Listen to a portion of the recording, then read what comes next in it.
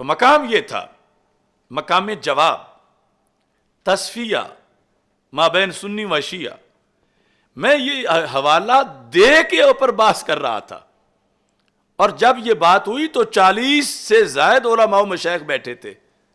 شیوخ الحدیث تھے، پیران طریقت تھے، سادات کرام تھے، مجمع میں روافض بھی بیٹھے تھے۔ تو کیا کسی کا بھی ذہن حاضر نہیں تھا؟ کیا کسی کے بھی حواس اتنے تیز نہیں تھے کہ گستاخی کو سونگھ لیتے کہ بوئے گستاخی آئی ہے؟ چونکہ سارا مضمون ان کے سامنے تھا اور بعد کا کوئی حصہ کاٹا نہیں گیا تھا، تو کسی کو کوئی معمولی سا خیال بھی نہیں آیا۔ کسی نے نہ اس وقت کہا، نہ دوسرے دن کہا، نہ ایک مہینے بعد کہا، نہ آج تک کہا۔ تو جب یہ حصہ کاٹ کر پھر اسے خود گستاخی بنا کر اس رافضی لونڈے نے پیش کیا، تو اس کے بعد دیکھو یعنی پراپوگنڈے کا کتنا اثر ہوتا ہے۔ ان میں سے کسی نے بھی یہ نہیں کہا کہ اس کی کو تقریر تو سنو، پہلے بیان کیا ہو رہا ہے۔ اور وہ اس نے فوراً جو بعد میں جملہ بولا ہے کہ جب سیدہ پاک رضی اللہ تعالی عنہا نے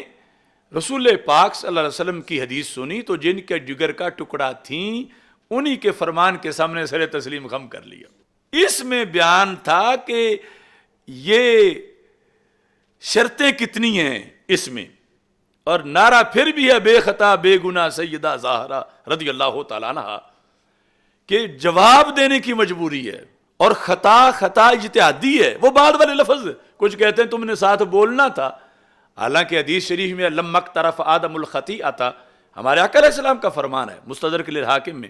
اور اعلیٰ حضرت رحمۃ اللہ علیہ نے فتاوی رضویہ شریف 30ویں جلد میں اس کا ترجمہ کیا ہے کہ جب حضرت آدم علیہ السلام نے خطا کا ارتکاب کیا،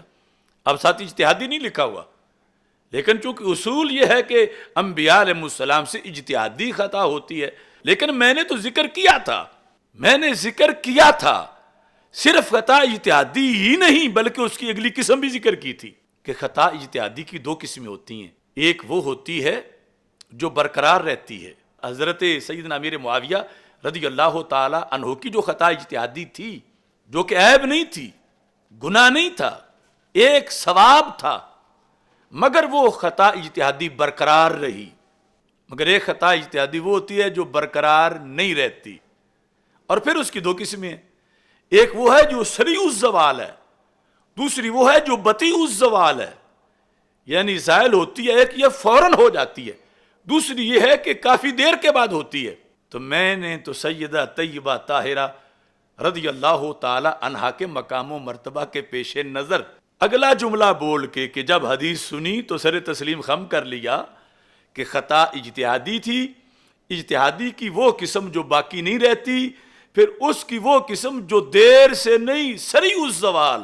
فوراً زائل ہو جاتی ہے۔ یہ جملہ میرا میں ہفتہ بعد نہیں بول رہا، اسی تقریر میں ہے، لیکن جب آگے سے حدیث آئی تو ان کی یہ شان ہے کہ جن کے جگر کا ٹکڑا ہے ان کی حدیث سن کے سر تسلیم خم کر لیا، کیونکہ میں 14 صدیوں کا عقیدہ بیان کر رہا تھا،